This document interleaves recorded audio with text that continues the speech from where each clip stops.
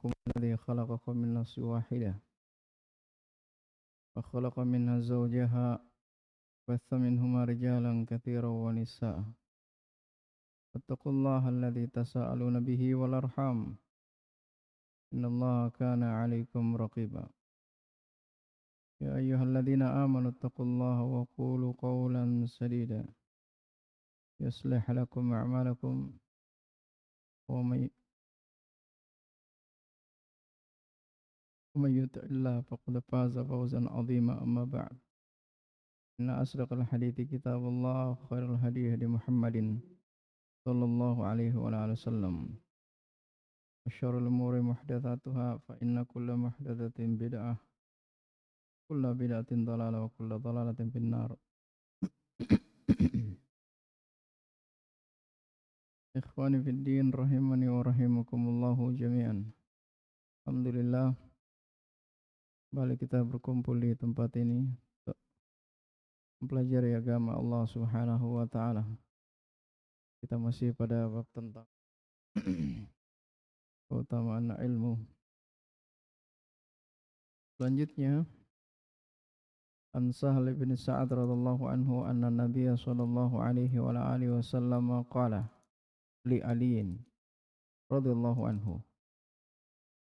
wallahi ayyahdi bika rajulan wahidan khairun laka min humrin na'am muttafaqun alaihi. Dari Sahal bin Sa'ad radhiyallahu anhu bahwasanya Nabi sallallahu alaihi wasallam berkata kepada Ali bin Abi Thalib radhiyallahu anhu,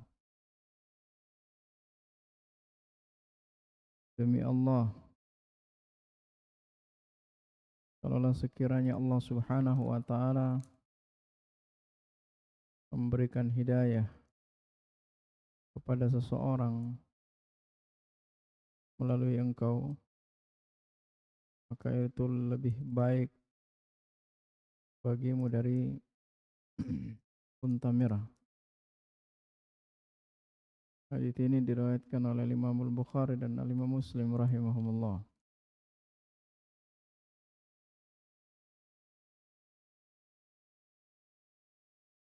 Di dalam hadits ini Nabi sallallahu alaihi wasallam memberikan nasihat kepada sahabatnya Ali bin Abi Thalib radhiyallahu anhu ketika beliau hendak memberikan atau mengutus beliau radhiyallahu anhu di peristiwa di Khaybar.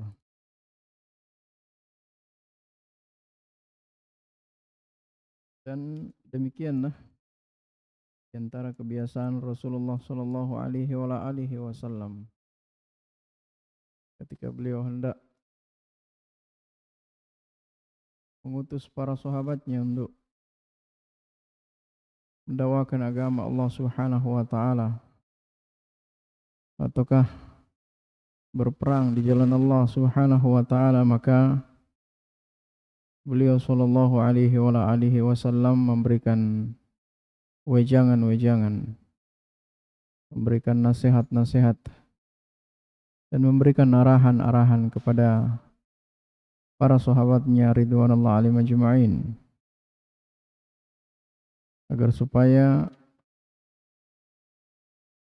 mereka di dalam mendakwakan agama Allah Subhanahu wa taala, di dalam menyerukan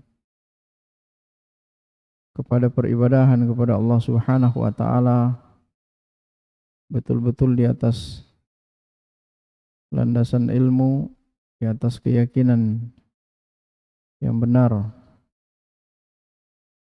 sehingga ketika mereka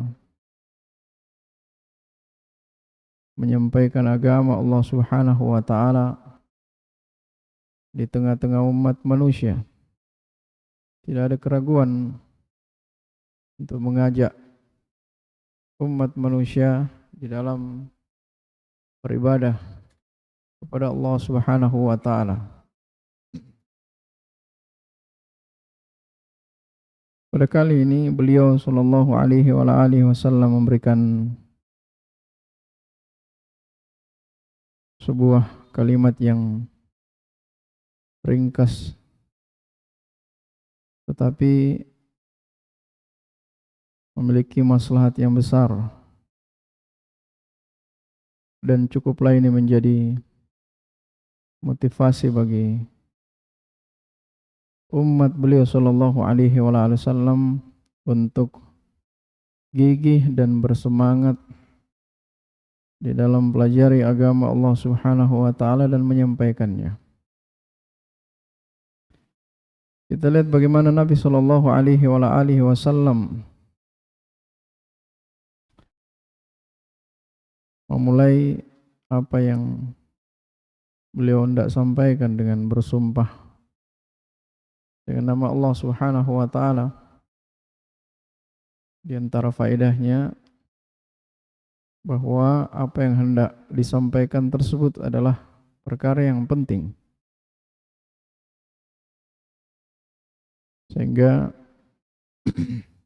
kita lihat bagaimana Allah Subhanahu wa taala ataukah Rasulnya Muhammad sallallahu alaihi wasallam ketika hendak atau ketika menyampaikan sesuatu yang didahului dengan kalimat sumpah, itu menunjukkan bahwa apa yang disampaikan tersebut itu sangat perlu untuk mendapatkan perhatian, karena penting, berarti itu sangat-sangat penting. Kata Nabi sallallahu alaihi wasallam dalam hadis ini, demi Allah, kalaulah sekiranya Allah Subhanahu wa taala memberikan hidayah Islam kepada seseorang dengan sebab engkau, perantaranya adalah engkau, yang mengusahakan itu adalah engkau, yang memfasilitasi hidayah tersebut sampai kepada seseorang itu adalah engkau, maka hal tersebut jauh lebih baik bagimu daripada harta benda.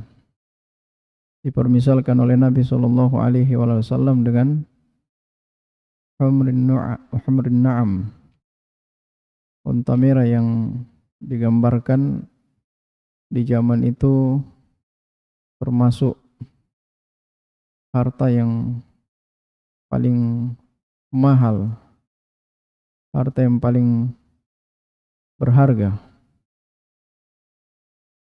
Artinya, kalau seseorang diberikan harta yang sangat berharga, materi yang memiliki nilai yang tinggi, itu tidak lebih baik atau tidak lebih besar nilainya bagi seseorang ketimbang dia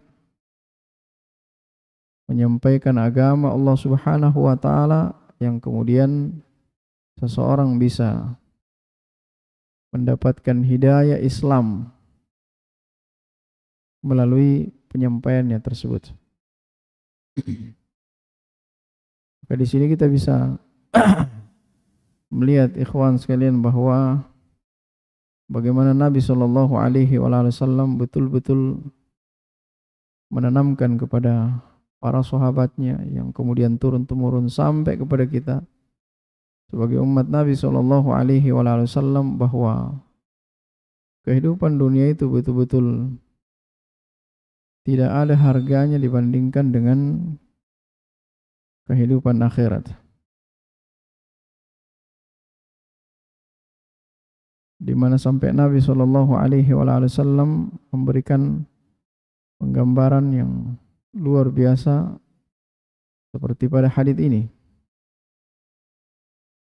Hanya saja memang tidak jarang orang menganggap bahwa menyampaikan ilmu agama Allah Subhanahu wa taala yang kemudian hidayah Islam itu bisa sampai kepada seseorang, itu tidak memiliki nilai yang begitu besar. Jadi seakan-akan pelajari ilmu agama Allah Subhanahu wa taala itu bukan hal yang penting. Yang penting itu adalah bagaimana seseorang bisa menghabiskan waktunya untuk bisa kerja, dapat hasil dari pekerjaannya, dia bisa beli apa saja dari perkara-perkara dunia, dia bisa beli tanah, dia bisa beli rumah, dia bisa beli kendaraan yang mewah, apa saja yang dia inginkan dari perkara dunia, itu lebih berharga pada sebagian besar manusia yang hidup di dunia di zaman kita sekarang ini. Sehingga tidak heran kita lihat orang betul-betul menghabiskan waktunya, tenaganya, pikirannya, bahkan nyawanya itu untuk hanya sekedar mempelajari perkara dunia, agar supaya ilmu yang dia dapatkan dari perkara dunia tersebut bisa menghasilkan materi apa yang dia inginkan.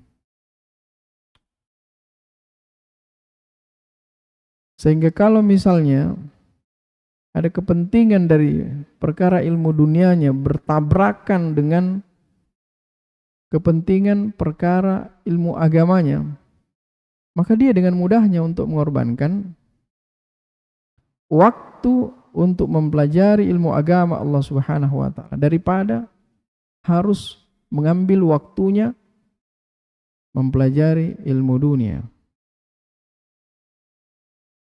Nah, itu kan terjadi pada manusia itu. Ya. Jadi kalau misalnya ada di jam yang sama, di situ ada majelis dipelajari ilmu agama Allah Subhanahu wa taala. Hanya saja di tempat yang berbeda ada majelis dipelajari di situ ilmu dunia. Orang lebih cenderung lebih ramai untuk kemudian mengisi tempat yang di situ diajarkan ilmu dunia itu. Iya kan? Karena yang ada di benak sebagian manusia, bahwa dengan mempelajari ilmu dunia itu dia bisa menghasilkan kemewahan-kemewahan dunia yang banyak dia saksikan. Ya, kalau dia belajar ilmu dunia, nanti dia bisa kuasai ilmu tersebut, sehingga dia bisa dimanfaatkan untuk bisa kerja di sana dan di sini, di perusahaan itu dan ini dan seterusnya. Yang kemudian dia digaji dengan nilai yang tidak sedikit, besar jumlahnya. Tiap bulan dia mendapatkan hasil dari pekerjaannya tersebut, sehingga dia bisa beli apa saja yang dia inginkan. Ya. Tapi kalau belajar ilmu agama, aduh, apa yang mau dihasilkan dari situ? Ya. Mungkin lisan orang tersebut tidak berucap seperti itu, tapi perbuatannya menunjukkan sudah begitu makna perbuatannya itu. Iya kan? Jarang lisan orang mungkin mengucapkan seperti itu. Bahkan orang yang diberikan hidayah oleh Allah Subhanahu wa taala, anugerah dan taufiknya untuk bisa mengenal sunnah-sunnah Nabi Shallallahu alaihi wasallam, ketika terjadi dua hal yang seperti ini, bahasa tubuhnya menunjukkan bahwa ilmu agama itu tidak penting itu. Sehingga nanti ada sisa-sisa waktunya baru kemudian duduk bermajelis ilmu mempelajari ilmu agama. Ya, karena secara tidak langsung dia menganggap bahwa tidak terlalu penting ini belajar agama ini. Apa yang mau diraih dari belajar agama itu? Ya, mempelajari tentang tata cara wudhu yang benar misalnya, mempelajari tentang tata cara sholat yang benar, apalagi mempelajari tentang akidah yang benar. Apa yang mau didapat dari situ? Kendaraan apa yang bisa dibeli? Rumah apa yang bisa dibeli dari situ? Kan begitu paham bahasa tubuh manusia itu. Nah, di sini Nabi Shallallahu alaihi wasallam bersumpah dengan nama Allah Subhanahu wa taala. Wallahi, demi Allah, satu orang saja dapat hidayah Islam dengan sebabmu, dengan ilmu agama yang kau ajarkan kepada seseorang, dia dapat hidayah di dalam Islam, itu lebih baik satu orang dapat hidayah itu daripada kau dikasih dengan harta yang mewah.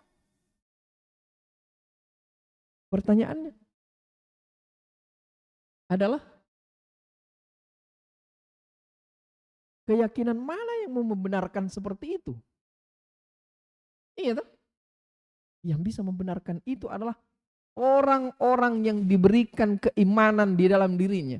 Dan orang-orang yang diberikan kacamata keimanan yang bisa melihat itu. Makanya para sahabat ridwanullah alaihim ajma'in, ketika ada seruan jihad, yang mana tidak lain itu adalah untuk mendakwakan agama Allah Subhanahu wa taala. Di tengah-tengah orang kafir, mereka mengorbankan segalanya yang mereka miliki. Ada hartanya diinfakkan. Ada tenaganya dilampiaskan.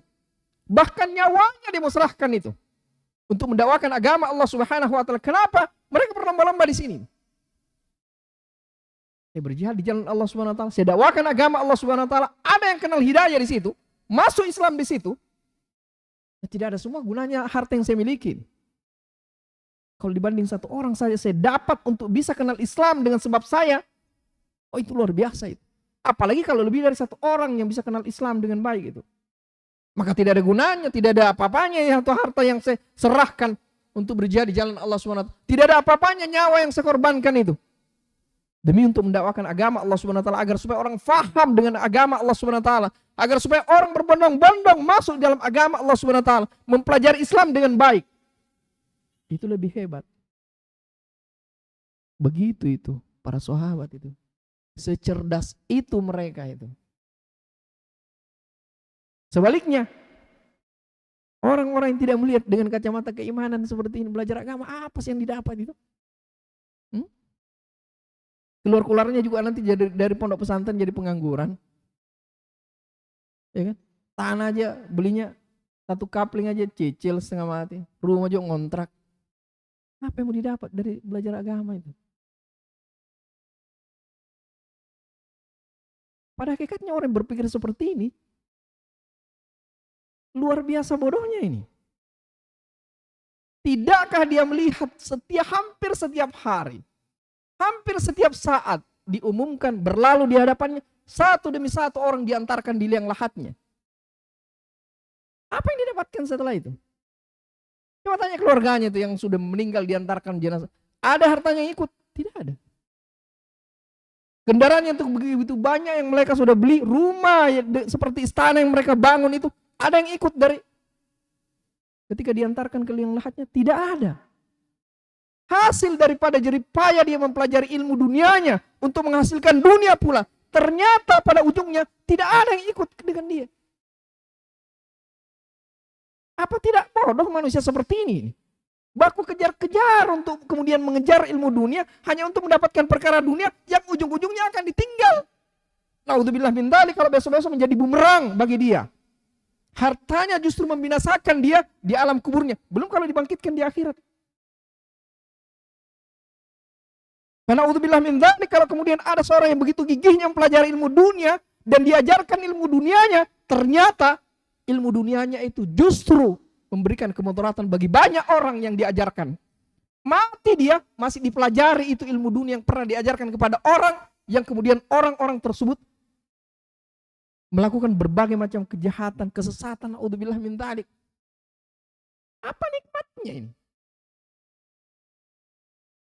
Ini sudah diantarkan di liang lahatnya, orang masih pelajari ilmu dunia yang diajarkan kepada orang-orang tersebut, sehingga orang-orang yang diajarkan tersebut lalai pula dari agamanya disebabkan kamu mengajarkan ilmu duniamu itu. Akhirnya orang kemudian berbondong-bondong mempelajari dari apa yang kau ajarkan dari ilmu dunia tersebut, orang terlalaikan dari agamanya. Tidak ada lagi hasrat untuk belajar ilmu agama Allah Subhanahu wa taala. Tidak ada lagi hasrat untuk beribadah kepada Allah Subhanahu wa taala. Kenapa? Karena kepalanya sudah diisi dengan ilmu dunia yang seakan-akan itulah tujuan hidup di atas permukaan bumi Allah Subhanahu wa taala. Siapa yang ajarkan ini barang ini? Akan dimintai pertanggungjawabannya di hadapan Allah Subhanahu wa taala.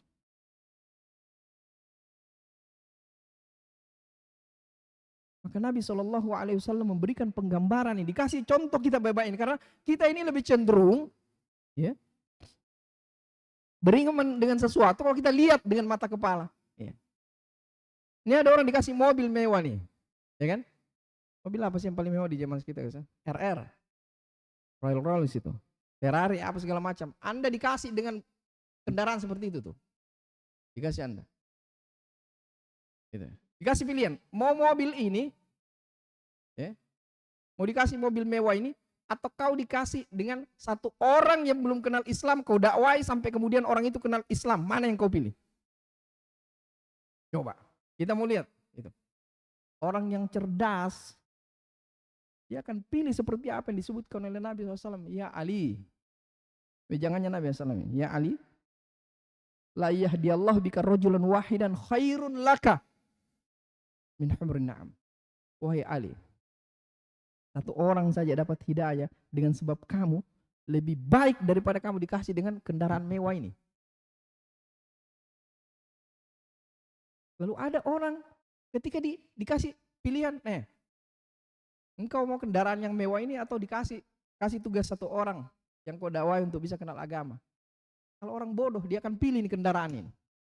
Saking bodohnya dia itu. Artinya seseorang disuguhkan nih, Anda mau dunia yang sementara saja engkau nikmati.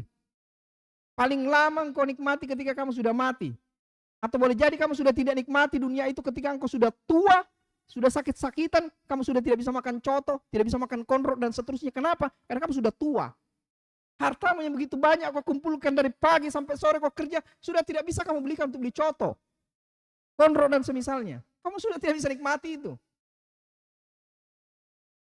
Kalau kamu masih bisa nikmati itu, paling terakhir kamu nikmati ketika sudah tidak bernapas, kamu sudah tidak bisa makan. Sampai di situ kamu nikmati duniamu. Tapi kalau kau belajar agama, kau ajarkan kepada seseorang, orang bisa kena hidayah dengan sebabmu, mengalir terus pahalamu. Tidak cuma kau nikmati di dunia, tapi di alam barzakhmu. Kamu sudah mati, tapi kamu merasakan kenikmatan di alam barzakhmu itu. Disebabkan satu orang saja yang kau beri hidayah. Ilmu agama yang kau pelajari, itu memberikan maslahat yang besar. Otak cerdas mana yang tidak mau pilih itu? Begitu. Maka di hadits berikutnya, An Abdullah bin Amr bin Al-As radhiyallahu anhu anna Nabi sallallahu alaihi wasallam qaal, "Ballighu anni walau ayah." Dari Abdullah bin Amr bin Al-As radhiyallahu anhu kata Nabi sallallahu alaihi wasallam, sampaikanlah dariku walaupun satu ayat saja yang kau tahu. Artinya betul-betul Nabi itu dia semangati kita itu. Bahwa sedikit apapun kau dapatkan dari perkara ilmu agama, sampaikan kasihan. Cepat-cepat kau sampaikan, dakwahkan itu. Kenapa? Penting sekali. Itulah hartamu itu. Itu harta yang sangat berharga bagimu itu. Ketika engkau bermajelis taklim, bermajelis ilmu, lalu kau fahami dari ilmu agama Allah Subhanahu wa taala, kemudian kau transfer ilmu agama itu, sampaikan cepat-cepat. Karena itu adalah harta yang paling hebat, yang paling berharga bagimu. Daripada engkau dikasih dengan kemewahan-kemewahan dunia.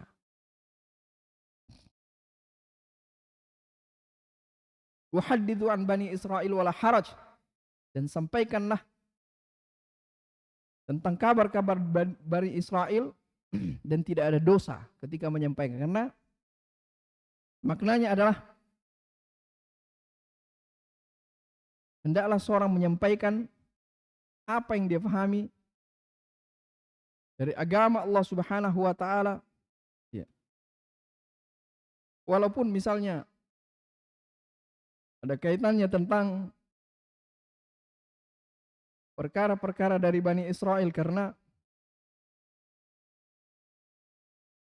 Bani Israel ini di sisi mereka itu tidak jarang ada kedustaan.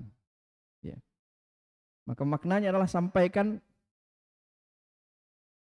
secara asal tidak ada dosa untuk menyampaikan tentang hal tersebut selama tidak menyelisih syariat Allah Subhanahu wa taala dan tidak ada kedustaan di dalamnya. Ya. Tidak bertentangan dengan syariat Allah Subhanahu wa taala. Ataukah misalnya bertentangan dengan syariat Allah Subhanahu wa taala tapi disampaikan dalam rangka untuk mengingkari, diajarkan kepada manusia bahwa ini adalah hal yang mungkar, yang tidak boleh untuk dilakukan. Kemudian kata Nabi SAW, "Man kadzaba alaihi muta'ammidan falyatabawwa maq'adahu minan nar." barang siapa yang berdusta atasku dengan sengaja, maka hendaklah dia mempersiapkan tempat duduknya di neraka. Rawahul Bukhari, diriwayatkan oleh Al-Imamul Bukhari. Di hadits yang kedua ini, Nabi SAW menyemangati kita untuk menyampaikan, mendakwakan apa yang telah kita pelajari dari agama Allah Subhanahu wa taala. Tidak mesti kita sudah paham semua agama. Tidak mesti kita sudah paham semua ilmu agama Allah Subhanahu wa taala, tidak mesti. Ya. Tidak mesti kita tamat dari semua pembahasan, tidak mesti. Tapi apa yang kau pahami dari agama Allah Subhanahu wa taala, 1-2 ayat, 1-2 perkara sampaikan dengan catatan engkau paham betul itu. Apa yang engkau hendak sampaikan tersebut. Ya. Dan engkau pahami betul itu datangnya dari Nabi Shallallahu Alaihi Wasallam. Ya. Oke, ikhwan sekalian, ini adalah motivasi dari Nabi Shallallahu Alaihi Wasallam kepada kita bahwa betul-betul sangat penting rupanya kita itu mendahulukan mempelajari ilmu agama daripada selainnya. Ya. Karena hal tersebut sangat menentukan masa depan kita, kebahagiaan kita di masa depan. Baik atau tidaknya masa depan kita ditentukan sejauh mana pengetahuan kita terhadap agama Allah Subhanahu wa taala. Ya. Semakin jauh kita dari agama Allah Subhanahu wa taala, itu adalah alamat buruk itu akan masa depan kita itu. Tapi semakin banyak pengetahuan seseorang terhadap agama Allah Subhanahu wa taala, semakin dalam pengetahuan seseorang terhadap agama Allah Subhanahu wa taala, itu adalah alamat besar akan bagus masa depannya orang itu. Ya. Jangan kemudian seseorang keliru cara berpikirnya. Ya. Semakin dekat dia dengan pondok pesantren, ya, semakin dekat dia dengan majelis-majelis ilmu, semakin sering dia mempelajari ilmu agama, semakin suram masa depannya. Kasihan. Kasihan apa? Ya. Sebaliknya,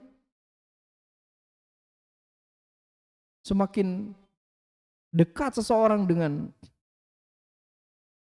tempat-tempat yang di situ dipelajari ilmu dunia, semakin cerah itu masa depannya. Ya. Semakin hebat dia. Hebat apa?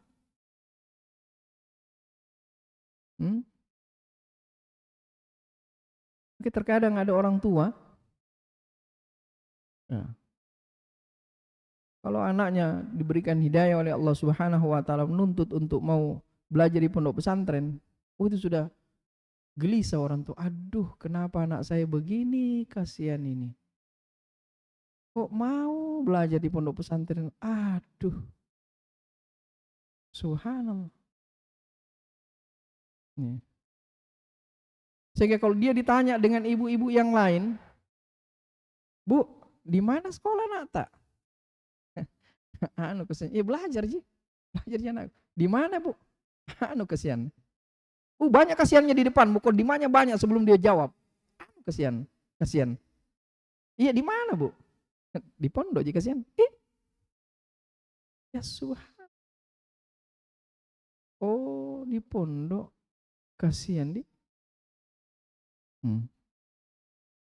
Dibenar kami juga kasihannya dengan yang lain. Dibenar kalau kita di mana belajar? Anakku saya, alhamdulillah Bu. Di Amerika yang satu. Yang pertama itu di Amerika, baru diambil S2-nya. Kalau yang kedua itu ya di Australia juga dia. Ya, alhamdulillah. Alhamdulillah apa? Ya. Apakah dengan hal tersebut itu bisa menjamin kebahagiaan dia di masa depannya? Masa depan apa yang seseorang itu inginkan itu? Ya. Masa depan kalau cuma sekedar dihitung di dunia, terlalu rendah cita-citanya itu. Iya. Dan terlalu ringkih pengetahuannya dia itu. Kalau cuma sekedar mensifati masa depan itu hanya cuma sebatas di dunia. Kalau orang-orang seperti ini dia agak cerdas saja sedikit, maka tidak begini pola pikirnya ini. Coba hitung-hitung ya.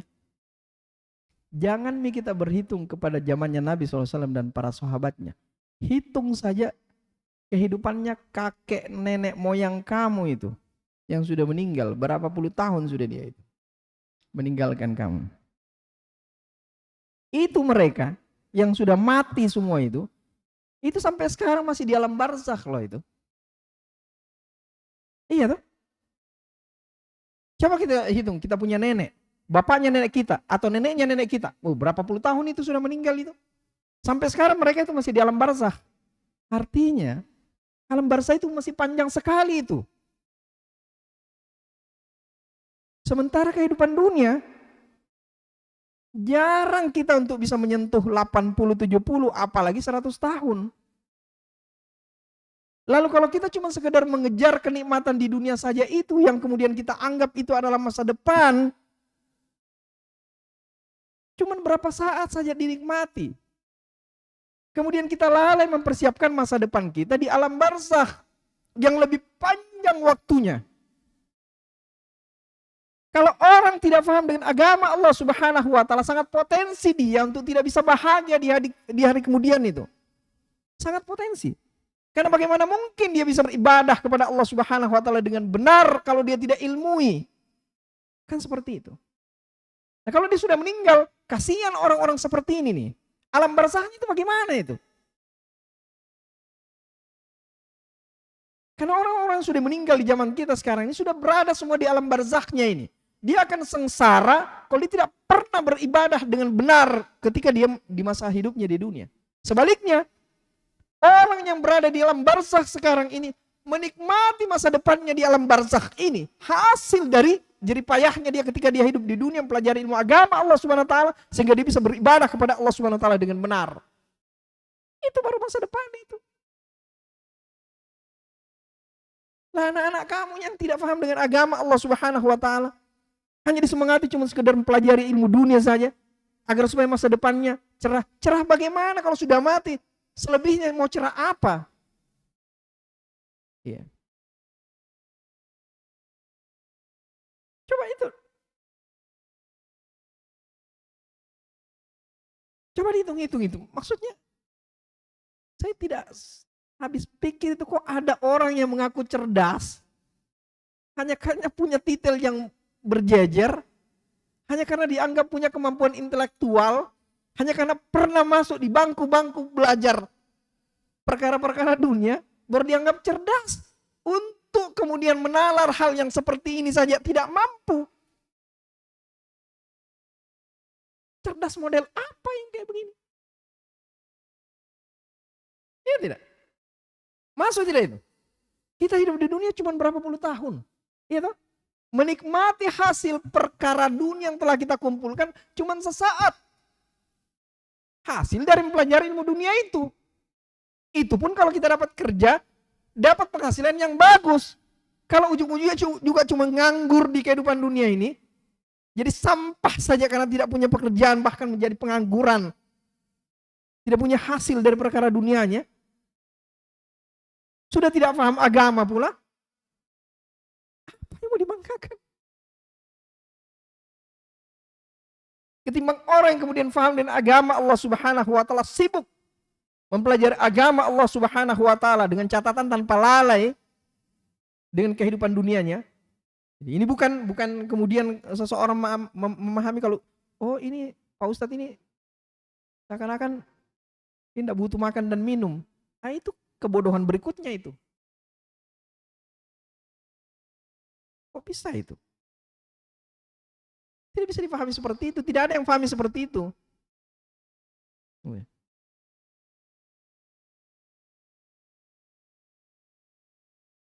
Kita diperintahkan untuk kemudian berikhtiar memenuhi kebutuhan sandang, pangan, dan papan kita di dunia ini. Orang yang paham dengan ilmu agama Allah Subhanahu wa taala, cari dunianya pun bernilai ibadah. Anda yang tidak paham dengan ilmu agama Allah Subhanahu wa taala, cari dunianya kalian itu justru bisa membinasakan kalian loh.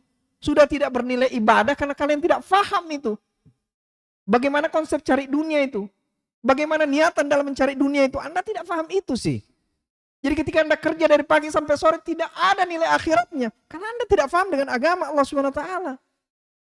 Tapi kalau orang yang paham dengan ilmu agama Allah Subhanahu wa taala, cari kerja dunianya pun bernilai ibadah. Yang maslahatnya sampai kemudian setelah kehidupan dunianya. Itu hebatnya orang kalau paham agama itu.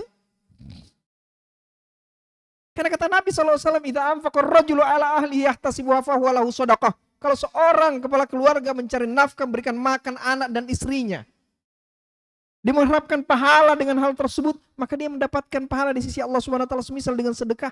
Anda tidak paham itu kan? Karena Anda bodoh sekali. Tidak belajar agama masalahnya Anda. Kan seperti itu. Jadi Anda itu keluar pagi, balik sore, kejar-kejar dunia, tidak ada bedanya dengan apa namanya? Maaf saja kalau saya bilang tidak ada bedanya dengan binatang itu, tahu binatang itu terlalu kasar ya. Coba lihat binatang itu. Ya kan? Makan untuk hidup untuk makan, begitu aja kehidupannya itu binatang itu. Keluar dari sarangnya cari makan, balik lagi. Begitu dia. Nah, seperti itu. Tapi kalau orang yang paham agama, keluarnya saja coba bayangkan. Baru keluar dia baca doa sudah karena dia paham agama. Bismillahi tawakkaltu 'ala Allah wala haula wala quwata illa billah. Keluar dari rumahnya, dia tinggalkan rumahnya, pergi cari nafkah. Di situ saja dia sudah dapat poin itu. Poin dunia dan akhirat. Dengan doa itu kata Nabi SAW, dia tidak akan termudaratkan ketika dia tinggalkan keluar dari rumahnya itu. Dijaga sama Allah SWT di dunianya, dan dia dapatkan lagi pahala dari doa yang dia lantunkan itu. Dia akan dapatkan nanti di alam barzahnya dan di alam akhiratnya. Anda yang tidak paham agama,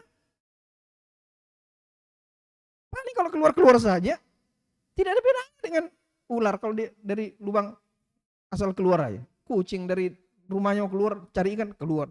Anda tidak ada bedanya dengan itu kok. Jadi kecerdasan apa yang Anda miliki itu? Hanya dengan bangga dengan ilmu dunianya. Ya subhanallah. Belum lagi ketika dia kerja.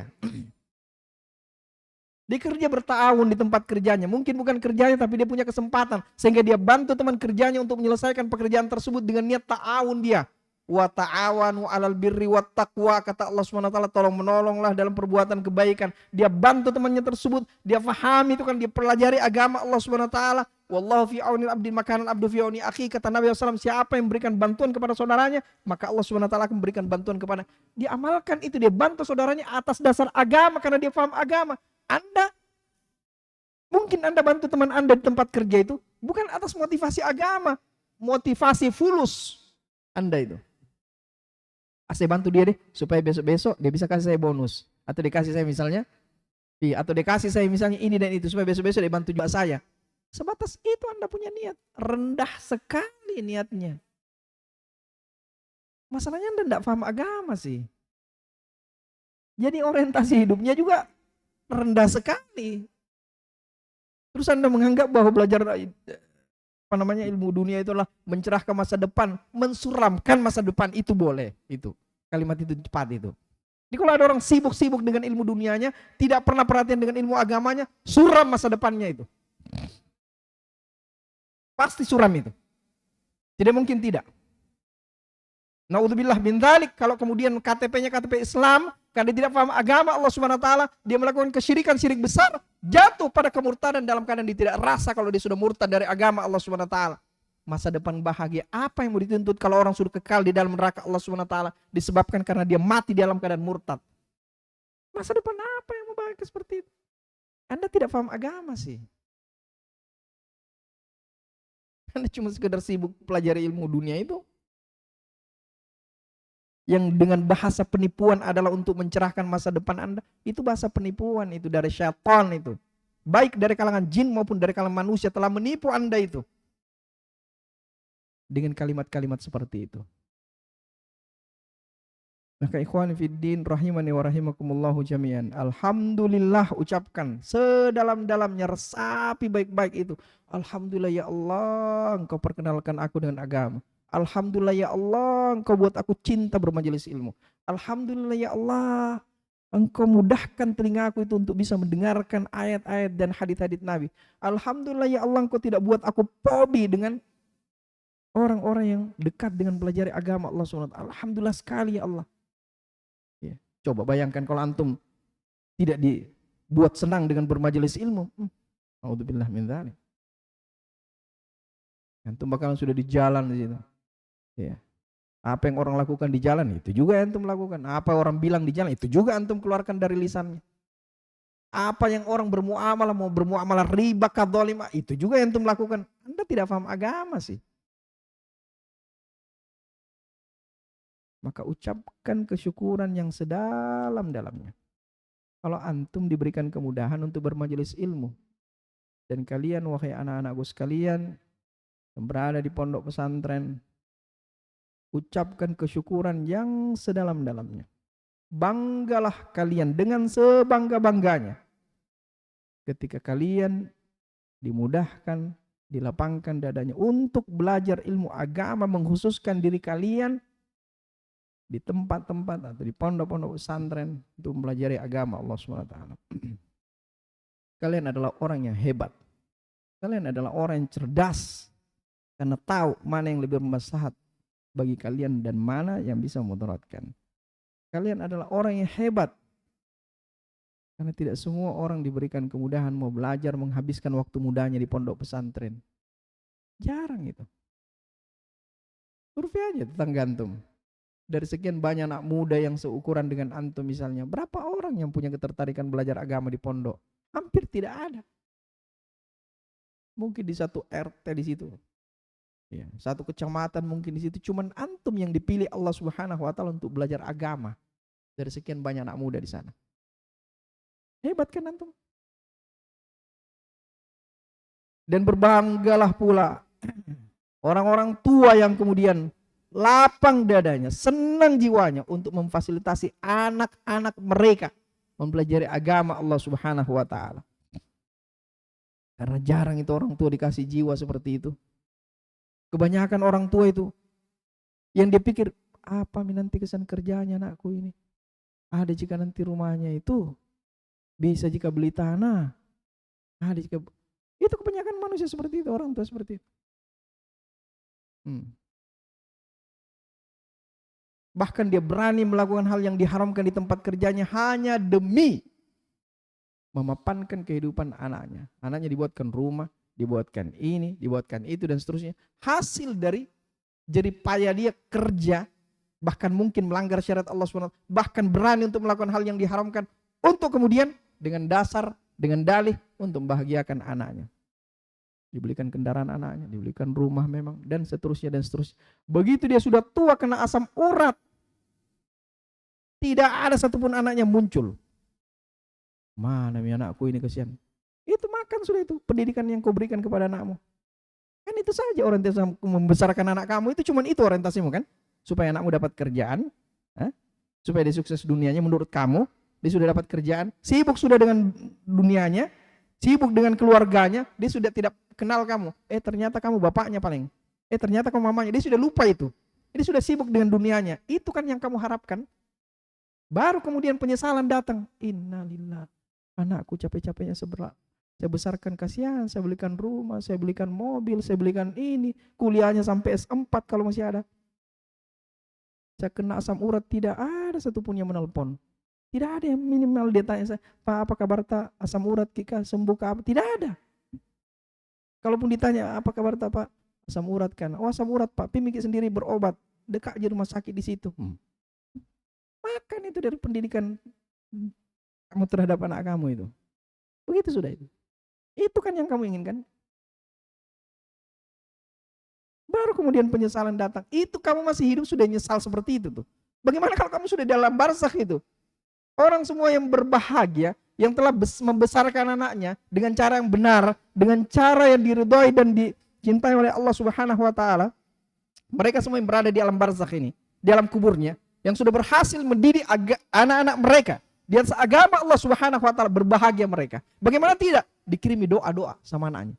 Ya Allah ampuni bapakku, ya Allah ampuni mamaku, ya Allah maghfirli wali walidayya warhamhuma kama rabbayani shaghir. Itu terus yang dilantunkan oleh anak soleh yang disolehkan dengan sebab orang tuanya, itu difasilitasi orang tuanya. Itulah hasil yang didapatkan orang tua yang sudah berpindah di alam barzakh-nya. Nah, orang-orang tua sekarang di alam barzakh ini yang tidak punya perhatian dengan ilmu agama terhadap anaknya, jangankan dia mau berdoa, dia ingat saja bapaknya, sudah tidak pernah. Mengemis sekarang orang-orang tua yang ada di alam barzakh ini, mengharap mana ini doanya anak-anakku kasihan ini, mana istighfarnya anakku untuk saya, tidak ada. Rasa sudah itu. Padahal anaknya ada 12. Tidak ada satupun yang kenal agama. Masalahnya orang tuanya sendiri berpikirnya tidak seperti pikirannya orang yang cerdas sih.